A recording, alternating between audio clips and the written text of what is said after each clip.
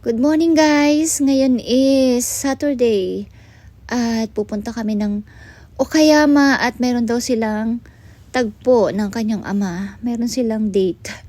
Once a month kasi nagkikita sila or kung kailan lang na available lang isa't isa. Okay, ihahatid ko siya doon. Magkikita silang mag-ama and mamamasyal sila hanggang 2 to 3 p.m. Tapos susunduin ko na lang si Natchang after nilang mamasyal o mamili. Ayan. Ito nga pala yung aming bahay sa ngayon at lilipat din naman kami sa kabilang barangay.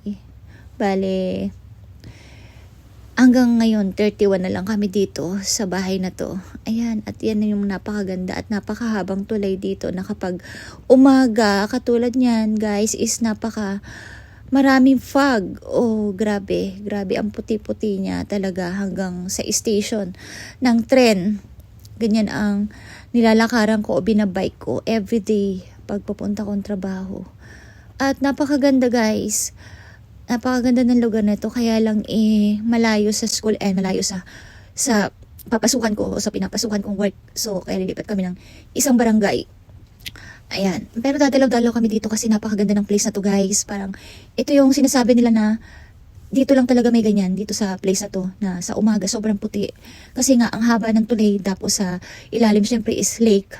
Kaya siguro napakakapal ng fog kapag umaga. So napakaganda niya. Parang heaven talaga at napakalinis. Napakalinis ng paligid. Ayan, at sakay na kami ng tren yan.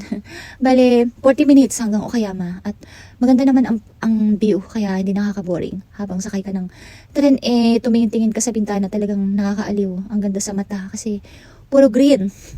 Puro green yung makikita mo at napakaganda talaga. Yan yung dream na dream ko talagang lugar na puntahan. So, nung nakapunta kami dito at nakatira is talagang namangha ako sa ginawa ni God. Grabe, napakaganda ng place.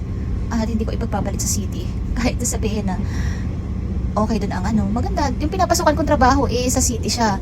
So kapag umuwi ako, yan ang nasisilayan ko. Napakaganda, nakaka-relax, nakakatanggal ng pagod. Yun lang. Mas magandang manirahan sa probinsya o magtrabaho ka sa city tapos uuwi ka sa probinsya. Napakaganda. Nakaka-relax ng utak, nakakatanggal ng pagod. Yung kalaban mo nga lang dito is pagod sa pagsakay sa tren o pag-upo-upo. Yan, ganyan. Kasi ang haba ng oras. Pero okay lang naman. At nakakaaliw sa mata. Ayan. Sinatya nga, gustong-gusto yan yung tanawin na yan. Naaliw siya and gusto kong masilayan niya talaga habang bata pa siya na kung ano yung nilikha ni God na napakaganda. Magandang kalikasan na nilikha ni God is makita niya habang bata pa siya. Doon kami nakatira sa kabila is puro usok yung nalalanghap niya everyday mga usok ng sasakyan and usok ng company doon sa tinirahan namin dati. So yan guys. Diba?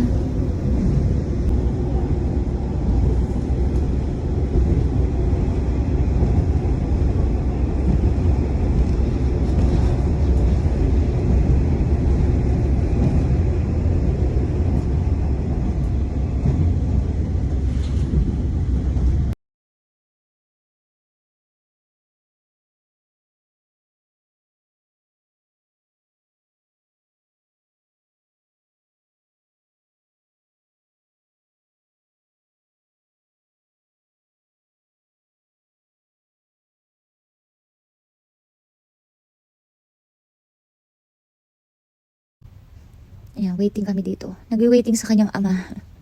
Sa kanyang papasang. Tagpuan nila natsangat ng kanyang papa.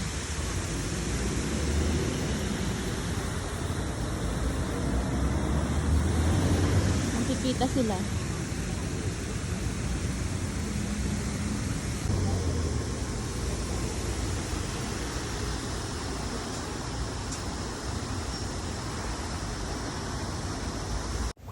Tirashay, ayan, at bumalik ako sa bahay para ako ay magligpit kasi kami ay naglipat.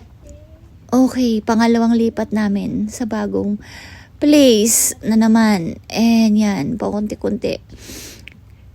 And tuwan-tuwa ang aking aso.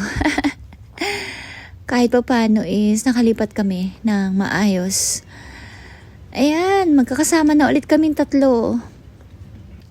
At salamat sa mga tumulong sa akin, sa mga Good Samaritan na tumulong sa akin. At yan nga guys, kinabukasan ako ay nagluto o magluluto ka. Sabi ko magluluto ako ng sopas. Ayan, at ginawa ko nga.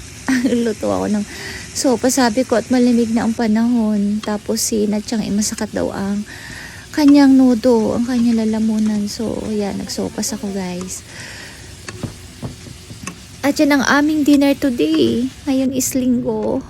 Galing ako sa work at nagluto ka agad ako ng sopas.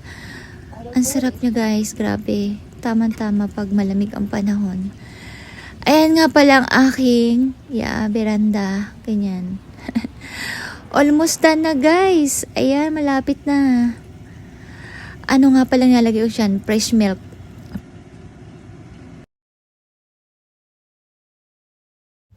Kasi wala akong mabila nung iba pa yata yun. Okay, wala ditong tinda. So, yan. Okay din naman ang lasa niya at masarap naman.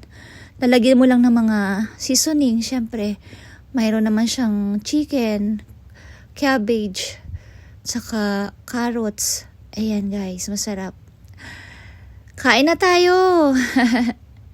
At God bless sa inyo lahat guys. Thanks for watching. Bye!